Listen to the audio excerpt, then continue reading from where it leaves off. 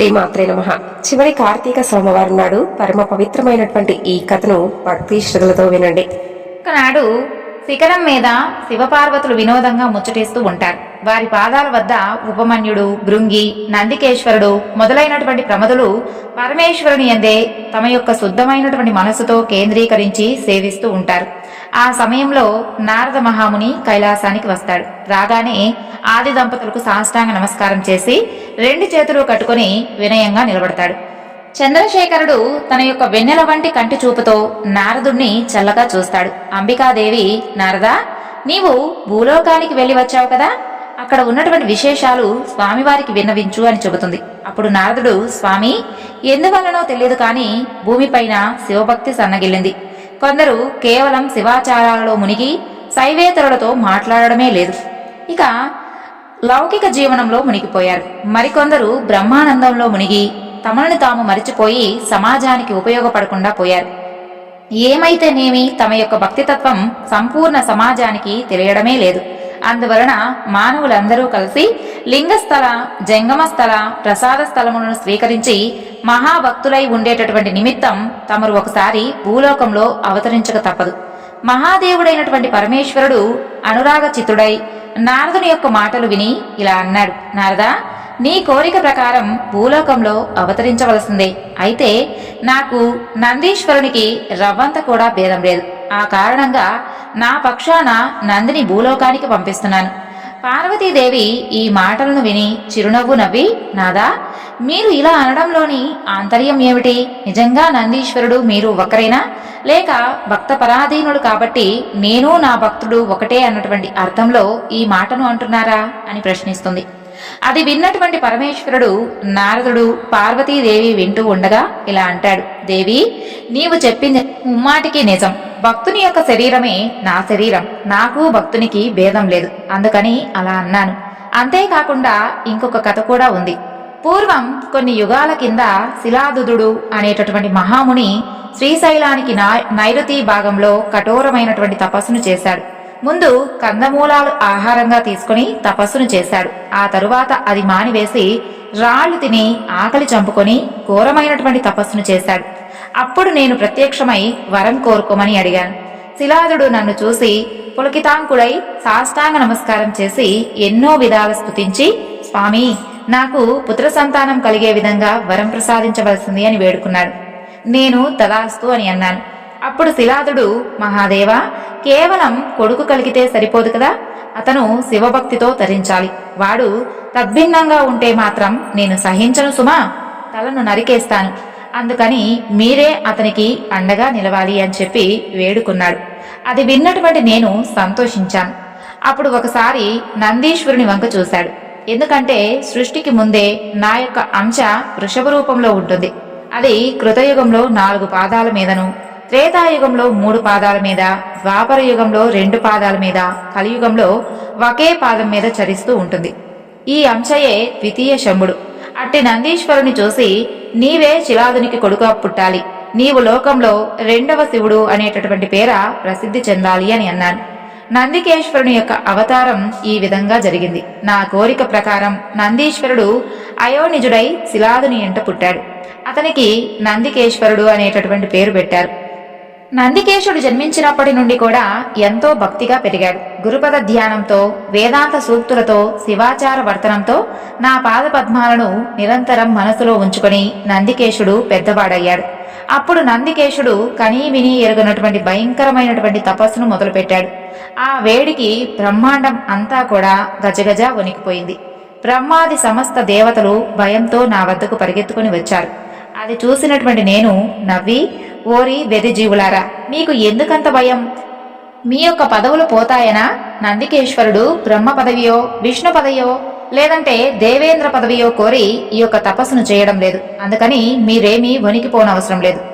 నా భక్తి తప్ప అతనికి వేరే కోరికలే లేవు. కావాలంటే నా వెంట రండి, చూపిస్తానని చెప్పి నేను నందికేశుడు తపస్సు చేస్తున్నటువంటి ఆ యొక్క పర్వత ప్రాంతానికి బ్రహ్మాది దేవతలతో సహా అక్కడకు వెళ్ళాను. నందికేశుడు కన్నులు తెరిచి నన్ను చూశాడు. అప్పటి వరకు నేను అతని మనసులో స్థిరంగా ఉన్నాను. ఇప్పుడు ఎదుటనే ఉన్నాను. ఇలా ప్రత్యక్షం కావడం చూసినటువంటి అతని శరీరం పులకరించిపోయింది. నందికేశ, నీకు కావలసినటువంటి వరం కోరుకో అని అన్నాను. అది విన్నటువంటి నందికేశుడు, స్వామి, పెన్నిది లభించినప్పుడు మన్ను అడిగేటటువంటి అవివేకి ఎవడైనా ఉంటాడా? నాకు మీ యొక్క దర్శనం లభించింది, అందుకే ఈ యొక్క తపస్సును చేశాను. నాకిక వేరే పదవులు గిదవులు ఏమీ అవసరం లేదు. నిర్మలమైనటువంటి భక్తిని నాకు ప్రసాదించండి అని అన్నాడు. అది విన్నటువంటి నేను నందికేశుణ్ణి గాఢాలింగనం చేసుకున్నాను. నాయనా నందికేశ, నీ యొక్క ఆలింగన సుఖం నాకెప్పుడూ కూడా లభించే విధంగా నిన్ను నేను వాహనం చేసుకుంటున్నాను. పూర్వం నీవే నా వాహనానివి అని చెప్పి నేను నందికేశునికి ప్రమదగణాధిపతిగా పట్టం కట్టాను. ఇక సర్వజ్ఞత్వాన్ని ప్రసాదించాను. నా వెంట బ్రహ్మ, విష్ణు, దేవేంద్రాది సమస్త దేవతలు అది చూసి నందికేశునికి సాష్టాంగ నమస్కారాలు చేశారు. నందికేశుడు వారిని దయతో చూశాడు. ఈ విధంగా దేవతలందరూ కూడా తమ తమ భయాలను పోగొట్టుకుని శ్రీశైల నైరుతి ప్రాంతంలో నందీశ్వరుడు తపస్సు చేసినటువంటి ఈ యొక్క ప్రదేశానికి నాటి నుండి నంది మండలం అనేటటువంటి పేరు వచ్చింది. అతడికి వచ్చినటువంటి సమస్త జీవజాలము మోక్షాన్ని పొందగలిగే విధంగా అనుగ్రహించాను. ఇట్టి నందికేశుని యొక్క చరిత్రను విన్నవారు, వినిపించిన వారు స్థిరబుద్ధి, దృష్ట అదృష్ట సమస్త సిద్ధులు, వాక్శుద్ధి, భక్తి సంపద పొందగలుగుతారు. కాబట్టి దేవి, ఇట్టి నందీశ్వరుడు సాక్షాత్తు నేనే అని పరమేశ్వరుడు నారద పార్వతులు వినగా చెప్పాడు. అప్పుడు పార్వతీదేవి, ఇంతటి నిరాహంకారమా, సదాచారము, నిరంతర భక్తి, ప్రభుభక్తి, సిద్ధ పాండిత్యము, నిత్య సత్యము, సౌకుమార్యము, ఆత్మతత్వము, విశుద్ధ చరిత్రము, పుణ్యగోత్రము, ఇంతటి మంగళకరమైనటువంటి మూర్తి, కీర్తి నందికేశుని తప్ప మరిక ఎవ్వరికీ కూడా లేవు. అందుకే నందీశ్వరునికి తప్ప మరెవ్వరికీ కూడా మిమ్మల్ని మోయగలిగేటటువంటి శక్తి కూడా లేదు. ఇతను సాక్షాత్తు మీ అంశే అని పరమేశ్వరునితో చెబుతుంది. విన్నావా నారద, నందికేశుని యొక్క ఘనత అని పరమేశ్వరుడు నారదునితో అన్నాడు. ఇలా పరమేశ్వరుని యొక్క దయార్థ చిత్తంతో తన మూలకమైనటువంటి నందికేశుడు భయము, సిగ్గు, సంతోషము, వెల్లివిరిసేటటువంటి చూపులు తనకు ఆభరణ ప్రాయములు కాగా శరీరం అంతా కూడా పులకించి కంటి వెంట ఆనంద బాష్పాలు రాలుతూ ఉండగా పరమేశ్వరుణ్ణి శరణుజొచ్చి చేతులు జోడించి తలపై పెట్టుకుని పరమేశ్వరుణ్ణి కొనియాడాడు.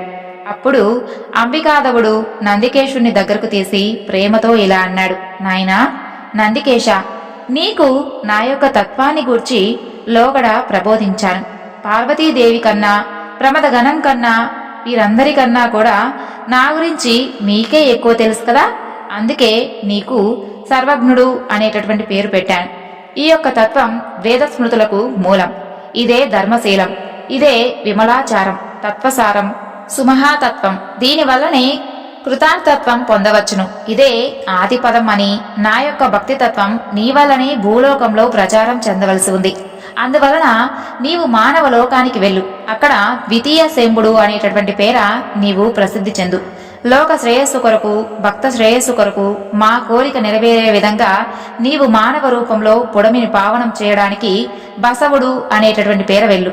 నందికేశుడు ఈ యొక్క మాటలను విని ఇలా అన్నాడు. స్వామి, మీ ఆజ్ఞ ఎట్టిదైనా సరే శిరసా వహించి నేను తప్పకుండా చేస్తాను. దానికింత దూరం చెప్పాలా? భూలోకానికి మాత్రం మీరే కదా కర్త. అలాంటప్పుడు కైలాసమైతేనేమి, భూలోకమైతేనేమి, ఇందున్నా అందున్నా ఎందున్నా మీ అందే నేనున్నట్లు. నందికేశుని యొక్క ఈ యొక్క వినయ వాక్యాలు విని ప్రభువు ఇలా అన్నాడు.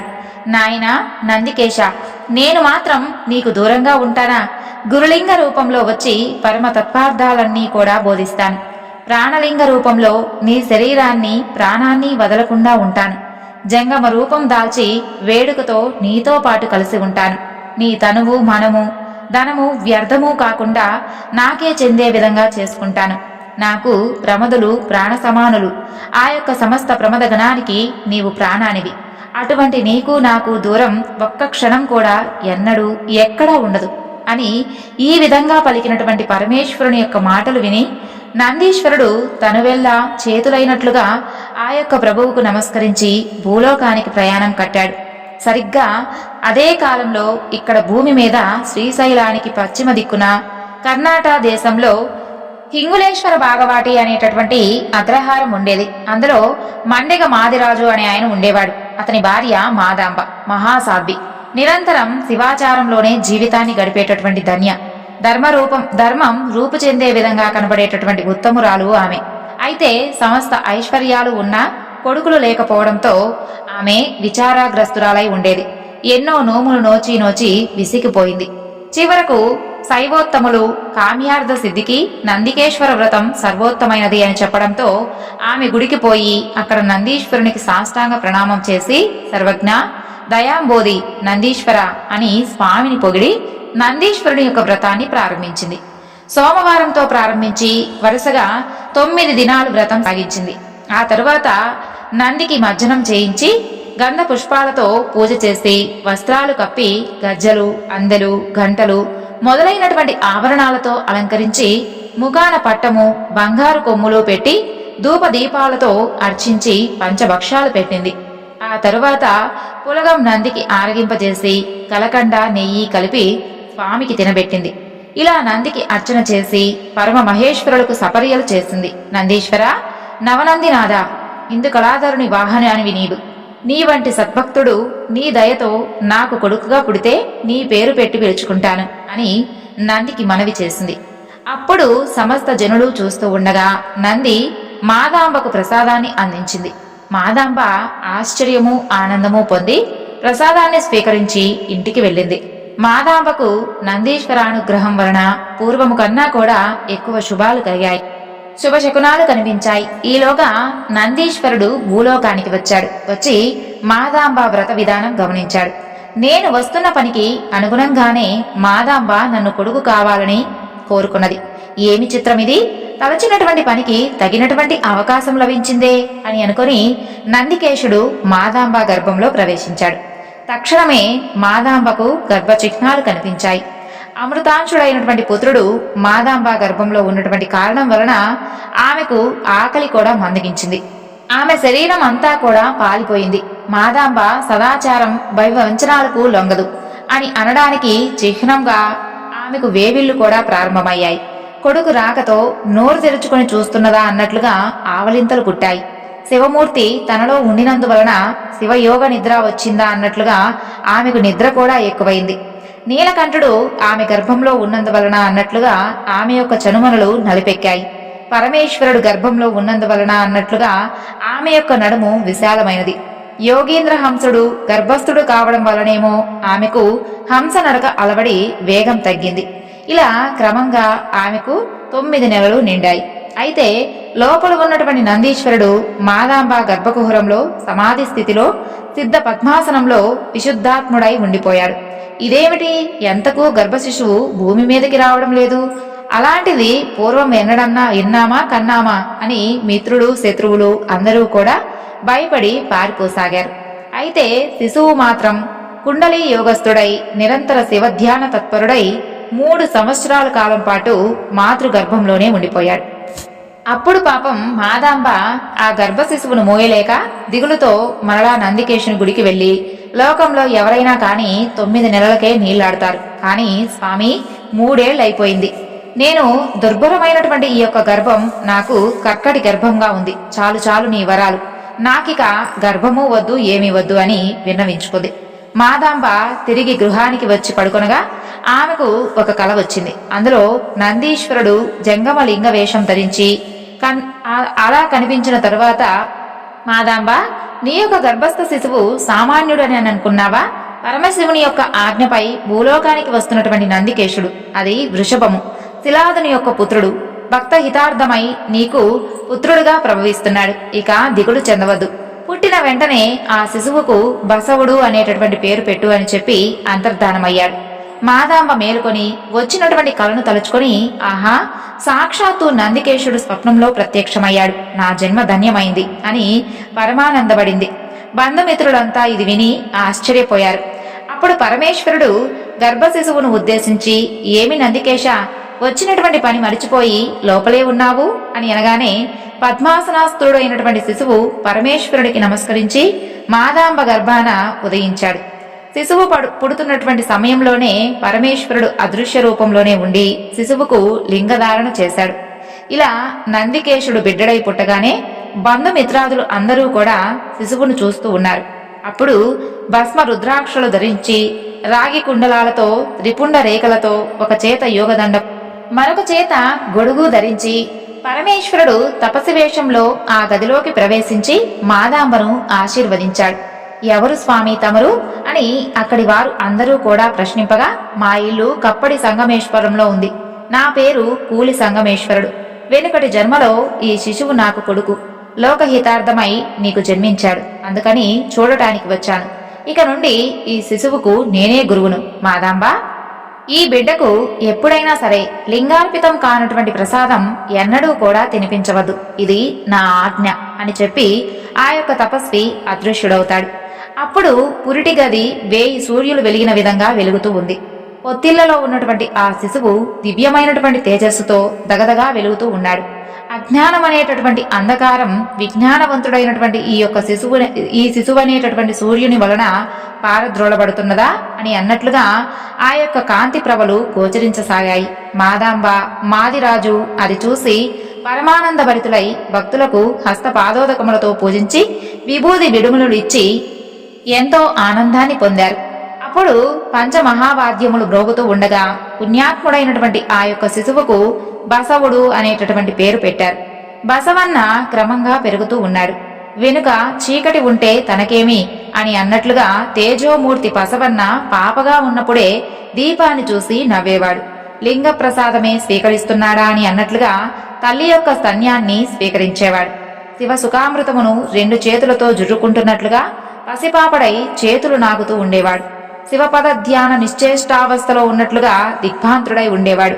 గాసట బీసట ప్రపంచాన్ని పారద్రోలి విజృంభించే విధంగా చేతులు ఆడించసాగాడు. మాయా ప్రపంచాన్ని దగ్గరకు రానియనట్లుగా కాళ్లు ఆడించేవాడు. తాను చేయవచ్చినటువంటి పనులకు ఆలస్యమైనట్లుగా ఉలిక్కి పడేవాడు. శివానందమగ్నుడై ఆనంద బాష్పాలు జాలువారుస్తూ ఉన్నట్లుగా కళ్ళ వెంట నీరు కార్చేవాడు. జన్మ దుఃఖంతో రోధించేటటువంటి జీవుల మొరలు వింటున్నాడా అన్నట్లుగా ఏదో వింటూ ఉండేవాడు. శివభక్తులకు పాదాభివందనం చేస్తున్నాడా అన్నట్లుగా భూమిపై బోర్లా పడేవాడు. భూమిపై తగ్గినటువంటి నిర్మల శివభక్తి మరలా తలెత్తుతున్నదా అన్నట్లుగా తల పైకెత్తేవాడు. పద్మాసనా విధానం అభ్యసిస్తున్నాడా అన్నట్లుగా కూర్చోవడం మొదలుపెట్టాడు. తానే ద్వితీయ చెంబుడు అనిపించేటట్లుగా నందివలే ఊగడం మొదలుపెట్టాడు. మహేశ్వరాచారమంతా కూడా ఒకచోట మూర్తీభవించినట్లుగా లేచి నిలబడ్డాడు. సనాతన మార్గాన్ని ఒక్కడుగు కూడా మీరకుండా నడుస్తున్నట్లుగా అడుగులు వేయడం, శివనామం చెప్పినంతనే గద్గద స్వరంతో మాట్లాడేటట్లుగా తొక్కు పలుకులు పలకసాగాడు. శివచిత్తులే శ్రేష్ఠులు అని చాటి చెప్పేటట్లుగా పరిగెత్తడం, ఆడడం నేర్చుకున్నాడు. అంతేకాదు ఆటలలో కూడా బాలబసవుడు శివపూజ చేస్తున్నటువంటి ఆటలే ఆడేవాడు. బుద్ధులెదిగేటటువంటి వయసులో భక్తులను శివునిగా తలచడం నేర్చుకున్నాడు. అయితే బసవన్న సర్వజ్ఞుడైనటువంటి నందికేశుడు కాబట్టి సర్వ విద్యలు సహజంగానే వచ్చాయి. అలాంటి బసవన్నకు 8వ ఏట తండ్రి ఉపనయనం చేయాలి అని చెప్పి ముహూర్తం పెట్టించగా అది విని బసవన్న తండ్రితో ఇలా అన్నాడు. నాయనా, ఈ యొక్క ఉపనయనం ఏమిటి? శివభక్తుడమైనటువంటి నీవు జరుడవెట్లయ్యావు? పరమాత్ముణ్ణి గురువుగా కొలిచేటటువంటి మనకు దుర్నరుడు గురువెట్లా అవుతాడు? అది నరకం కాదా? పూర్వజన్మ ఏమిటి? ఇది పతన హేతువు. నిర్మలమైనటువంటి గురు కృపాన్విత జన్మానికి కారణ జన్మ ఏమిటి? ఆ యొక్క గురు పాదార్చన చేసేటటువంటి శైవునికి అగ్నిలో హవిస్సులో వేయడం దోషం కాదా? పరమ శివ మంత్రం వదిలి వేరే మంత్రాలు నేర్చుకోవడం పాపం. ఆ భక్తులకు నమస్కరించేటటువంటి చేతులతో తాటిమాలాలకు నమస్కరించడం తప్పు కాదా? కర్మపాశం తెగకోసినటువంటి మనం తిరిగి కర్మకాండను నేర్పేటటువంటి తాళ్లు కట్టుకోవడం ఏమిటి? భస్మ రుద్రాక్షలు ధరించినటువంటి మనం క్షుద్రముద్రలు ఎలా ధరిస్తాము? ఈ విధంగా యజ్ఞోపవీతానికి దూరమైనటువంటి వీర మహేశ్వరాచార్య దీక్షితుని సముద్రంలో ముంచుట నీకు ధర్మము కాదు తండ్రి. ఎవడు బ్రహ్మ తలను నరికాడో ఆ పరమేశ్వరుడు బ్రహ్మవంశుడెలా అవుతాడు? జాతికి గోత్రానికి అతీతుడై సద్గురుకర కమల సంజాతుడైనటువంటి శివాచార పరుణ్ణి తిరిగి జాతి గోత్ర క్రియలను ఆశ్రయింపజేయడం తప్పు కదా? కులరహితుడైనటువంటి పరమేశ్వరుని యొక్క భక్తులమైనటువంటి మనకు కులమేమిటి నాయనా? కాబట్టి ఏ విధంగా చూసినా కూడా ఉపనయనం అనేది మనకు మాత్రం తగదు నాయనా అని బసవుడు తండ్రితో విన్నవించుకున్నాడు. అది విన్నటువంటి తండ్రి ఇలా అన్నాడు. బ్రాహ్మణ మార్గంలోని ఆగమ పద్ధతిలో 16 సంస్కారాలు ఉన్నాయి. అందులో ఉపనయనం ఒకటి. గర్భ సంస్కారంతో ప్రారంభమై సాగేటటువంటి ఈ యొక్క 16 సంస్కారాలలో మనం ఏదైనా కానీ సంస్కారాన్ని స్వీకరించకపోయినట్లయితే ఉత్తమ కులానికి చెందినటువంటి వారం కాకుండా పోతాం. అంతేకాక ఉపనయన సంస్కారం అంతా కూడా శైవధర్మ సంబంధమైనదే కదా. ఉపనయన పూజలో రుద్రగణాన్ని నందిని పూజిస్తాము. అప్పుడు చెప్పేటటువంటి గాయత్రి మంత్రంలో ప్రణవము రుద్రుడు మాత్రమే పరమ దైవమని అర్థమవుతున్నది. ఉపవీత సూత్రము శివుడు ధరించినటువంటి సర్పానికి సంకేతము. వటువు పుట్టినటువంటి పాత్ర, శివుడు పట్టినటువంటి బ్రహ్మ శిరస్సు, పాలాశదండము శూలము, కూకటి జుట్టు శివుని యొక్క జడలు. వటువు ధరించినటువంటి జింక చర్మం శివుడు దాల్చినటువంటి గజ చర్మానికి సంకేతం. చందనమే భస్మం. వటువు భిక్షాటన చేయడం శివుని భిక్షకు సంకేతం. ఈ విధంగా ఉపనయన సంస్కారంలో వటువు శివరూపం ధరిస్తే తప్ప బ్రాహ్మణుడుగా అంగీకరింపబడడు. అందుచేత ఉపనయనం శివభక్తుడు తిరస్కరించవలసినటువంటి సంస్కారమేమీ కాదు. ఉపనయనం వలన భక్తి ఏమీ తగ్గదు. నీవు పసివాడవు, నీకేం తెలుసు? మేమి చెప్పినట్లుగా చేయడం నీ ధర్మం. ఇట్టి విపరీతమైనటువంటి మాటలు ఇంతకు ముందు విన్నవి కాదు, కన్నవి కాదు. నీవేదో సుపుత్రుడపై వంశోద్ధారకుడు పుట్టావు అని చెప్పి సంతోషపడితే ఈ యొక్క దుర్బుద్ధులేమిటి? కులదీపకుడు పుడితే కులమంతా వర్ధిల్లుతుంది. ఒక కులనాపకుడు పుడితే వాడి వల్ల కులమంతా నశిస్తుంది. నీవు వడుగులు తిరస్కరిస్తే బ్రాహ్మణులు నన్ను కులము నుండి వెలివేస్తారు. కాబట్టి ఇంతగా చెబుతున్నాను, నా మాట విను. విననంటావా? ఇక నీవు నీ భక్తి కలిపి నీ ఇష్టం వచ్చిన చోటుకు వెళ్ళిపోండి అని తీవ్రంగా కొడుకును తిడతాడు. అప్పుడు బసవన్న మిక్కిలి రోషంతో ఇలా అన్నాడు, తండ్రి, భక్తికి బ్రాహ్మణ ధర్మానికి బొత్తిగా సంబంధమే లేదు. బ్రాహ్మణ దర్శనం వేరు, దైవం వేరు, మంత్రం వేరు, ఆచార్యుడు వేరు, వేషధారణము వేరే అవుతుంది. ధ్యానము, బాహ్యక్రియలు, ఆచార్య మార్గము అన్నీ కూడా భక్తి మార్గానికన్నా భిన్నమైనవే. కాకుంటే అగ్ని ముఖము, బ్రహ్మ శిరస్సు, రుద్రశిఖ, ప్రాణాది వాయువులు ప్రాణములు, విష్ణు గర్భము భూయోని కలిగి ఉంటుంది. గాయత్రి 24 అక్షరాలు కలిగి సంఖ్యాయానన గోత్రంతో త్రిపాది అయి షట్కుక్షి అయి ఉంటుంది. ఈ విధమైనటువంటి ఉపనయన మంత్రము శివమతమని చెప్పడం తగదు. అలాగే బ్రహ్మాజ్ఞ కర్మలు కూడా శివేతరమైనవే. మామిడి గింజను భూమి మీద నాటితే వేప మొక్క ఎలా మొలుస్తుంది? భక్తి సహజ లింగైక్య నిష్ట కలది. బ్రాహ్మణ పదము బహుదేవతా సేవతో కూడినది. భక్తి కులసతి, బ్రాహ్మణ్యము వెలియాలి వంటిది. గౌతమ, దదీచి, వ్యాసాదుల శాపాలతో వహ్నిపాలైనటువంటి భూసురులకు భక్తి ఎలా అబ్బుతుంది? కర్మ మార్గానికి భక్తి మార్గానికి పొత్తు కుదరదు. అలాంటి కర్మ మార్గంలో నన్ను పడేయాలని మీరు బలవంత పెడుతున్నారు. కాకులు పెంచినంత మాత్రాన కోకిల పిల్ల కాకి పిల్ల కాబోదు. అలాగే భక్తి మార్గ నిష్ఠితుడైనటువంటి నాకు ధర్మేతరుడైనటువంటి మీరెక్కడి తల్లిదండ్రులు? చెన్నయ్య మా తాత. ఇక మీరు మీ ఇష్టం వచ్చినట్లుగా ఉండండి, నాకు తోచినట్లు నేనుంటాను అని ఈ విధంగా బసవన్న తండ్రితో చెప్పి సోదరి నాగమాంబతో సహా ఇల్లు విడిచి వెళ్లిపోయాడు. ఇదెక్కడి వింతమ్మా అని జనులందరూ కూడా ఆశ్చర్యపడగా బసవుడు శివుని సన్నిధిలో గుడిలో ఉండసాగాడు. అలా కొంతకాలం గడిచింది. లోగడ బసవన్నకు ఉపనయనం అని ప్రకటించినప్పుడు చాలా మంది బంధువులు మాదిరాజు ఇంటికి వచ్చారు కదా. అందులో బలదేవుడు కూడా ఉన్నాడు. బలదేవుడు మాదాంబకు సోదరుడు, ప్రభువైనటువంటి బిజ్జలునికి దండనాయకుడు. ఆయన బసవేశ్వరుని యొక్క భక్తిని చూసి పరమానందపడ్డాడు. ఇటువంటి శివభక్తునికి నా కుమార్తెని ఇచ్చి పెళ్లి చేస్తాను కాని భవికి ఇవ్వను అని నిశ్చయించుకుంటాడు. ఇలా అనుకొని బలదేవుడు బసవకుమారుడు నివసించేటటువంటి చోటుకు పోయి, ఓ మహేశ్వర తిలక, నా కుమార్తెను నీవు భార్యగా స్వీకరించి కరుణించవలసింది అని ప్రార్థించాడు. బసవకుమారుడు బలదేవుని యొక్క కోరికను మన్నించాడు. బసవన్న సంగమేశ్వరణం చేరాడు. ముందుగా ఆ యొక్క పుణ్యస్థలికి వందనమాచరించి గురుస్తవంతో నగర ప్రవేశం చేశాడు. దాని యొక్క మహిమ పొగడడానికి ఆదిశేషునికైనా తరం కాదు. అక్కడి ఏరులన్నీ కూడా పుణ్యతీర్థాలే. ప్రతి గుహ కూడా శివనివాసమే. అక్కడి గుట్టలన్నీ కూడా కైలాస తుల్యములే. చెట్లన్నీ కూడా రుద్రాక్ష చెట్లే. కనులన్నీ విభూది గనులే. ఆవులన్నీ కామధేనువులే. వృషభములన్నీ కూడా నందీశ్వరులే. ఆ యొక్క సంగమేశ్వరంలోని స్త్రీలంతా పతివ్రతలే. పురుషులందరూ కూడా భక్త మహాశైలే.